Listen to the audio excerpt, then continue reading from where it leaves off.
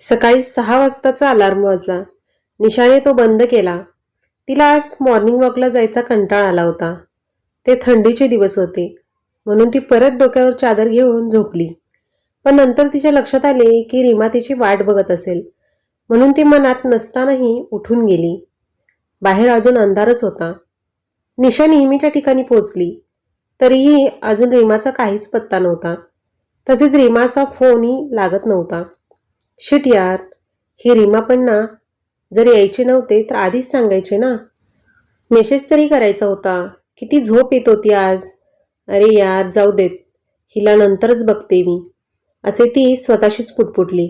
खूप वेळ रीमाची वाट बघितल्यानंतर तिने तिचा मॉर्निंग वॉक आणि रोजचा ठराविक व्यायाम एकटाच पूर्ण केला आणि ती घरी गेली. तिने ठरवले की ऑफिसमध्ये जायच्या आधी रीमाला भेटूनच जावे आणि थोडे ओरडून तिची गंमत करावी. पण सकाळी सकाळीच तिच्या ऑफिसमधून मेसेज आला की महत्त्वाचे काम असल्यामुळे तिला अर्धा तास लवकर बोलवले. मेसेज वाचल्यावर निशा तर भलतीच सटकली. आजचा दिवसच खराब आहे भेंडी. एकतर त्या रीमाने सकाळी सकाळी टांग दिली आणि आता हा बॉस म्हणे महत्त्वाचे काम. त्याला नशीबच वाईट. चलो निशा, लगो काम पे, असे ती स्वतःशीच बोलली आणि पटापट तयारी करून ऑफिसला निघाली. तिने रीमाचा फेसला काय तो संध्याकाळी आल्यावर करायचा असं ठरवलं. आज निशाला रोजच्यापेक्षा ऑफिसमध्ये जास्तच काम होते त्यामुळे तिला घरी यायला पण खूप उशीर झाला. ती इतकी थकली होती की घरी आल्यावर ती अगदी पडल्या पडल्याच झोपली. पुढे 2-3 दिवस जास्त काम असल्यामुळे तिला काही दिवस मॉर्निंग वॉकला ब्रेक द्यावा लागणार होता. त्यामुळे तिने झोपण्यापूर्वी रीमाला तिला 2-3 दिवस मॉर्निंग वॉकला यायला जमणार नाही असा मेसेज पाठवला आणि मग ती झोपली. पुढचे काही दिवस निशाचे भलतेच व्यस्त गेले. कधी एकदाचा वीकेंड येतोय याची वाट निशा पाहत होती. म्हणता म्हणता रविवार उजाडला. आज निशाकडे भरपूर वेळ होता म्हणून तिने मेसेज वाचावे याकरता व्हॉट्सअप ओपन केले तर रीमाचा मेसेज डिलिव्हर झालाच नव्हता. अगदी एक टिक होते. तिने लगेच रीमाला फोन लावला तर तो स्विच ऑफ येत होता. निशा भलतीच काळजीत पडली. रीमा ठीक तर असेल ना, तिला स्वतःलाच प्रश्न पडला. ती तातडीने रीमाच्या घरी गेली. पोचताच समोर पाहते तर काय, तिच्या घरासमोर खूपच गर्दी होती आणि आत कोणतरी जोरजोरात ओरडत होते. क्षणभर तर निशाच्या काळजाचा ठोकाच चुकला. तिच्या मनात नको नको ते विचार येऊन गेले. तरी हिमतीने ती लोकांच्या गर्दीतून वाट काढत रीमाच्या घरात पोहोचली. बघते तर काय, रीमाचा अगदी अवतार झाला होता. केस विस्कटलेले होते, डोळे पार काळवंडलेले होते, पण नजर खुनशी वाटत होती. ती जोरजोरात हातपाय आपटत होती. तिचा आवाजही बदलला होता. विचित्र अशा घोगऱ्या आवाजात ती जोरजोरात ओरडत होती. सोडणार नाही मी हिला, घेऊन जाणार, घेऊन जाणार. अगदी 4-4 माणसांना पण ती आवरत नव्हती. तिथे असलेल्या 4-5 जणांनी तिचे हातपाय गच्च बांधले तरीही ती ओरडत होती, सोडा मला, सोडा मला, मी घेऊनच जाणार हिला, सोडणार नाही. अचानक कोणीतरी तिच्या कपाळाला अंगारा लावताच ती बेशुद्ध पडली. हळूहळू सगळी गर्दी पांगली. निशाला क्षणभर समोर पाहिलेल्या दृश्यावर विश्वासच बसत नव्हता. हे सगळे तिने सिनेमामध्ये बघितलेले होते आणि गोष्टीमध्ये ऐकले होते, पण प्रत्यक्षात अनुभवण्याची तिची ही पहिलीच वेळ होती. रीमाच्या आईवडिलांनी तर हालत खूपच बेकार होती. निशाला बघून रीमाच्या आईला क्षणभर खूपच आनंद झाला आणि मग ती निशाला मिठी मारून ओक्साबोक्सी रडायला लागली. निशाने रीमाच्या आईला धीर दिला. तिने थोडे थांबून सविस्तर सगळे काही रीमाच्या आईला विचारले. ती म्हणाली, काकू काय झाले रीमाला? ती अशी विचित्र का वागते? काय अवतार करून घेतलाय तिने स्वतःचा? किती दिवस झाले ना तिचा फोन ना मेसेज, म्हणून म्हटले आज तिला घरीच गाठते. तर हे सगळे बघून डोक्याचा पार भुगा झालाय. म्हणजे नक्की काय झाले रीमाला? मला कोणी काही सांगेल का? काकूने आतापर्यंतची सगळी हकीकत निशाला सांगायला सुरुवात केली. अगं, काही दिवसापूर्वी रीमाच्या ऑफिसची पिकनिक लोणावळ्याला गेली होती. एका दिवसाचा स्टे पण होणार होता म्हणून तिने आमची परवानगी घेतली आणि आम्ही तिला जायला होकार दिला. ती दुसऱ्या दिवशी संध्याकाळी परत आली सुद्धा, पण तेव्हापासून नुसती शांत, काहीच बोलत नव्हती. अगदी जेवली की नाही. मला वाटले प्रवासाने थकली असेल म्हणून मी पण तिला काही विचारले नाही. दुसऱ्या दिवशी मी तिला उठवायला तिच्या बेडरूममध्ये गेली तर ती बेडवर नव्हतीच मुळी. मला वाटले बाथरूममध्ये असेल, पण तिथेही नव्हती. सगळे घर धुंडाळले, कुठेच नाही. इतक्यात आपला बंटी जोरात किंचाळला म्हणून मी आणि रीमाचे बाबा धावतच आवाजाच्या दिशेने गेलो. बघतो तर काय, रीमावरती छताला चिकटलेली होती आणि विक्षिप्तपणे हसत होती. ते पाहून तर बंटी थरथर कापत होता. आमची पण बोबडी वळाली. बंटीचा आवाज ऐकून शेजारचे पण सगळे धावून आले. त्या दिवशीचा सगळा प्रकार खूपच भयानक होता. आठवलं तरी अंगावर काटा येतो बघ. अगदी तेव्हापासून रोज हाच प्रकार घडतोय. सगळे डॉक्टर झाले, वैद्य झाले, अंगारे धुपारे झाले. थोडा वेळ ती शांत व्हायची, एकदम नॉर्मल वाटायची, पण पुन्हा काही वेळाने परत तेच सुरू व्हायचे. बंटीने या सगळ्या प्रकरणाचा खूपच धसका घेतला, म्हणून त्याला नीलू मावशीकडे पाठवले पुण्याला.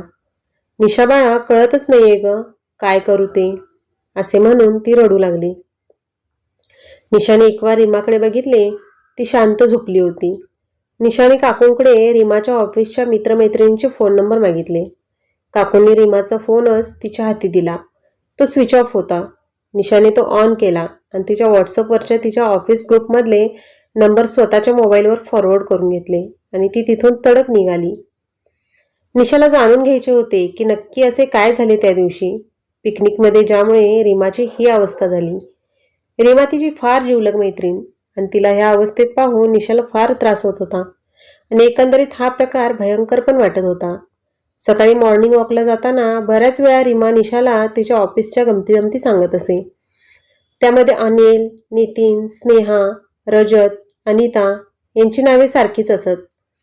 त्यांचा खूप छान ग्रुप जमला होता असेही रीमा नेहमीच म्हणत असे. परंतु ऑफिस पिकनिक ते पण लोणावळा येते याबद्दल रीमाने निशाला कधी काही सांगितलेले तिला आठवत नव्हते. निशाने त्या 5ही जणांना फोन करून तिच्या घरी बोलवायचे ठरवले. त्याप्रमाणे तिने सगळ्यांना फोनही केले. आधी काहींनी नाही जमणार, वेळ नाहीये आणि अशी बरीच कारणे दिली.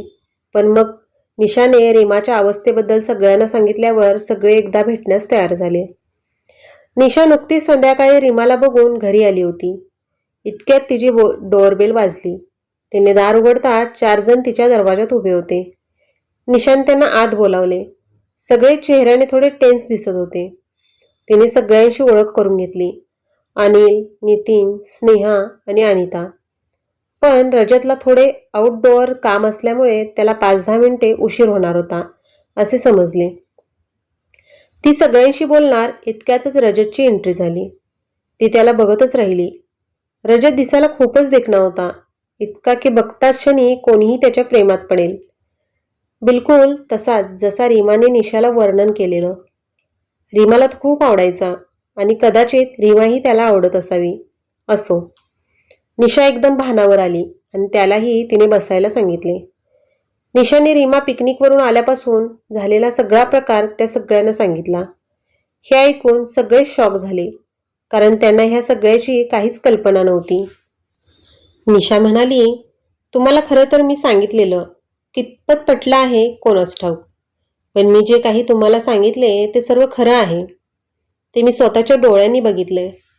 मला काल काकूंकडून कळले की पिकनिकवरून आल्यापासून रीमा अशी विचित्र वागत आहे. म्हणून मी तुम्हा सर्वांना इथे बोलवले आहे. तुम्ही 5 जण रीमाच्या ऑफिसमध्ये तिच्या अगदी जवळचे होता. तुम्हीच मला त्या दिवशी काय झाले हे सांगू शकता. प्लीज मला कोणीतरी सांगा, नक्की काय घडलेलं त्या दिवशी ते. मला रीमाची हालत बघवत नाहीये. आता तुम्हीच माझी मदत करू शकता, असे बोलून ती चक्क रडू लागली. सगळे वातावरण खूपच गंभीर झालं. स्नेहा आणि अनिताने निशाला धीर दिला. इतक्यात रजतने बोलायला सुरुवात केली. तो म्हणाला, खरं तर ही ऑफिसची पिकनिक नव्हती. मला रीमा खूप आवडायची. कदाचित मीही तिला, माहीत नाही, पण मला असं वाटायचं म्हणून मला तिला प्रपोज करायचं होतं, पण एका शांत ठिकाणी. आमच्या ग्रुपमध्ये मी अनिलच्या सगळ्यात जवळचा आहे, म्हणून मी ही कल्पना त्याला सांगितली. तर त्याने पिकनिकचा प्लॅन सुचवला, कारण रीमा एकटी माझ्याबरोबर कुठेच आली नसती. माझ्या काकांचा लोणावळ्याला बंगला आहे, म्हणून मीच सगळ्यांना ती जागा सुचवली. सगळ्यांनी होकार पण दिला. अगदी रीमाला पण तिच्या घरून मंजुरी मिळाली. मी खूप खुश होतो. सगळे मी ठरवल्याप्रमाणे होत होते. मग आम्ही सगळे लोणावळ्याला जायला निघालो. पोहोचेपर्यंत दुपार झालेली. तिथे आजूबाजूला खाण्याची काहीच सोय नसल्यामुळे आम्ही खायचे सामान सुद्धा बरोबर नेले होते. खूपच सुंदर बंगला होता. जास्त मोठा नाही, पण खाली 2 खोल्या, बैठकीची खोली आणि स्वयंपाकघर, आणि वरती पण 2 खोल्या आणि एक अडगळीची खोली. समोर मोठे गार्डन. मला तर गेल्यापासून सगळंच रोमॅन्टिक वाटत होतं. सगळे खूप खुश होत झाले बंगला बघून. पण का कोणास ठाऊक रीमाला तिथे गेल्यापासून नकारात्मक भावना येत होत्या. तिने आम्हाला हे बोलून पण दाखवले, पण कोणीच तिच्याकडे लक्ष दिले नाही. ती तिकडे थांबायलाही तयार नव्हती. आपण इथून जाऊया लवकर, हेच तिचे चाललेलं. मी तिला समजवल्यावर ती एक रात्र थांबायला तयार झाली. मग आम्ही पूर्ण दिवस खूप मजा केली. सगळ्यांनी पूर्ण रात्र जागवायचे असे ठरले. कोणीच झोपले नाही, फक्त रीमा सोडली तर. कारण सकाळपासून तिची तब्येत बरी नव्हती, म्हणून स्नेहा तिला वरच्या खोलीमध्ये सोडून आली. नंतर दुसऱ्या दिवशी सकाळी आम्ही परत निघालो. त्यामुळे माझा प्रपोज करण्याचा प्लॅन पूर्ण फिसकटला. असो. नंतर 2-3 दिवस रीमा ऑफिसला आलीच नाही. तिचा फोन पण स्विच ऑफ होता. मी खूपच उदास झालेलो. मग अचानक एके दिवशी तिच्या आईच्या ऑफिसमध्ये फोन आला की ती पुण्याला शिफ्ट झाली आणि तिला तिथे नवीन जॉब मिळाला आहे म्हणून. मग तेव्हापासून ती कोणाच्याच कॉन्टॅक्टमध्ये नव्हती. आज तुझा फोन आला आणि रीमाचं नाव ऐकून मी चकितच झालो आणि काळजीही वाटली, म्हणून तडक इथे निघून आलो. बाकी सगळ्यांनीही रजतच्या बोलण्याला संमती दिली. तरीही निशाचे समाधान होत नव्हते. तिला सारखे वाटत होते नक्कीच अकल्पित असे काहीतरी तिथे घडलंय. तिने रजतला विनंती केली की मला तो बंगला बघायचाय. उर्वरित कथा पुढच्या भागात पाहू. कथा आवडल्यास चॅनेलला सबस्क्राईब करा.